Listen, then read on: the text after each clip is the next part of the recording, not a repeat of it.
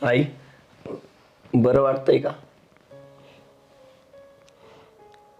हे बघ सुहास, आता माझे किती दिवस राहिले असे. अरे, आता मी माझ्या डोळ्यासमोर तुमचं सगळं व्यवस्थित होताना पाहिलं आहे. माझ्या ज्या काही इच्छा अपेक्षा होत्या त्या सगळ्या माझ्या पूर्ण झाल्या. आणि माझ्या डोळ्यासमोर तुमचा सुखी संसार पाहते मी आता. आता काही इच्छा नाही राहिली बघ. आता एकच इच्छा आहे.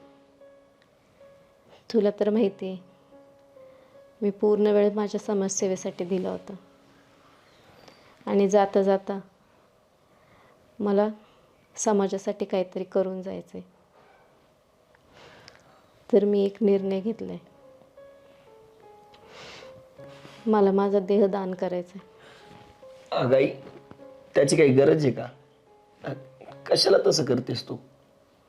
हे बघ सुहास, एका देहदानामुळे जे मेडिकलचे विद्यार्थी असतात त्यांना अभ्यासासाठी तो देह उपयोगी पडतो. आणि संशोधन करायला पण त्या देहाचा उपयोग होतो. एवढंच नाही, तुला सांगू का, एका देहामुळे कितीतरी जणांच्या आयुष्यात आहे ना आनंद येऊ शकतो.